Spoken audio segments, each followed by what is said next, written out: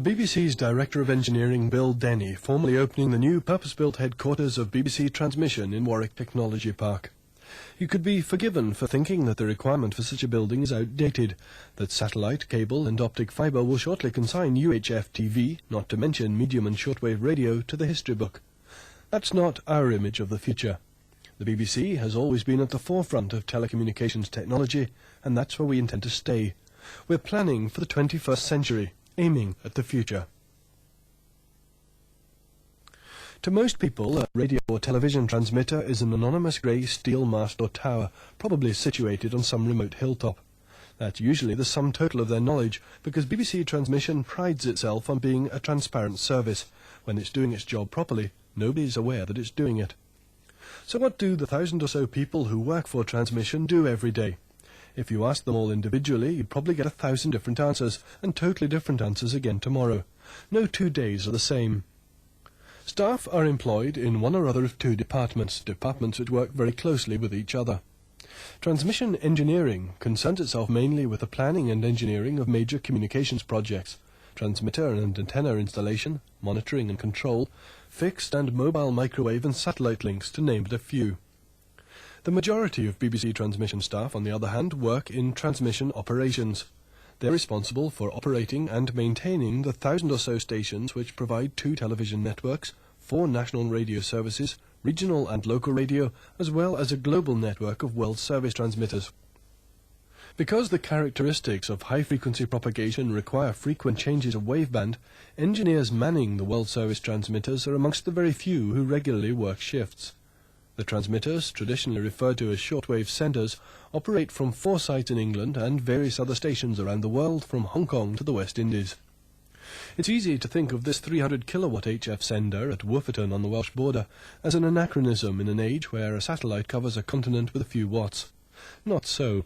The World Service have 120 million listeners, many of them relying on the BBC as their only source of accurate news.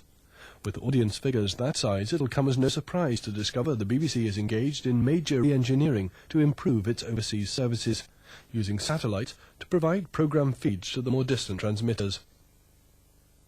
HF transmitters encompass a large range of engineering disciplines, from the computer control of audio feeds, antenna switching and control and monitoring of the sender itself, to very modern and highly sophisticated vacuum tube technology. Latent heat principles are used in the vapor phase cooling systems, and advanced radio frequency techniques are used for multi-band antenna matching. And what about mains power? You can't run this off a 13-amp socket. The station uses as much power as a small town, and its engineers must have a good knowledge of medium and high voltage power distribution. HF is popular among many engineers with good reason. Outstation work alternates with shift keeping, enjoyed by many outdoor types as they can follow their many and varied pursuits without the crowds. And the locations of the stations, the Welsh borders, the West Country, the Lake District. No wonder so many transmission staff have such varied interests as ornithology and rock climbing. The largest transmitters currently in service of the BBC are these 500 kilowatt senders at Rampisham, whose staff also maintain some of the smallest, this 2-watt television transposer being an example. High power narrowband, low power wideband. These techniques are often very different, but other factors are the same. Both must operate at the highest standards of reliability and efficiency. Both must operate to international standards, and both are maintained by the same team of engineers, who are also responsible for all the many and varied transmitters in between.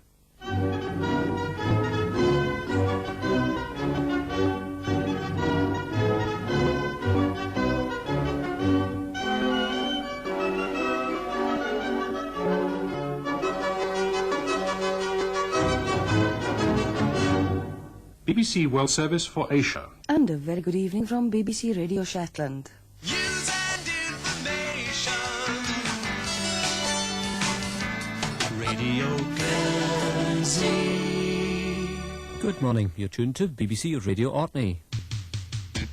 Stereo Radio Jersey, the island's favourite sound. BBC World Service broadcasting from the Caribbean Relay Station on 9.64 MHz. This is BBC One for the Midlands. Vous écoutez le journal de midi de BBC 648 en français sur 648 kHz onde moyenne, également sur onde courte dans les bandes des 25, 31. BBC London. Začenjamo četrturno oddajo v slovenščini.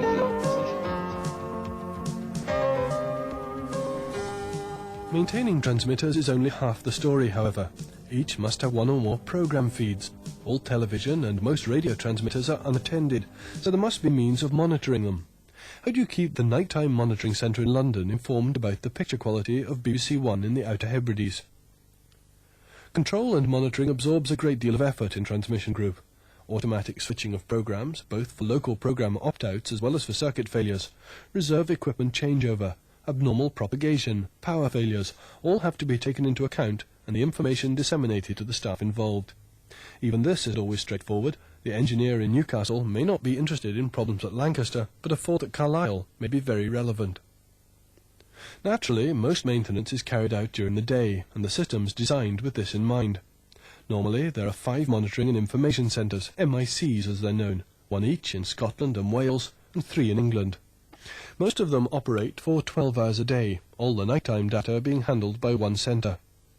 The MICs act as a central reference point, handling monitoring data from unattended stations, informing maintenance teams of faults and other factors affecting their area, and communicating with studio centres, as well as the numerous other organisations with which they liaise. And while this is all going on, others are giving thought to the next step, the control and monitoring of the network of HF transmitters scattered around the world. A pipe dream today, perhaps, but things have a habit of moving fast in broadcasting. So, a BBC transmission engineer's at home with frequencies from DC to gigahertz, audio, video, analog, digital, simple standalone to complex networks, from Abergavenny to Ascension Island. How do you train him or her for this?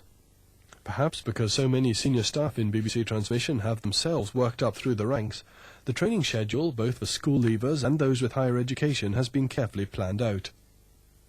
The bulk of the theoretical training takes place here at Wood Norton, the BBC's engineering training centre near Evesham in Worcestershire.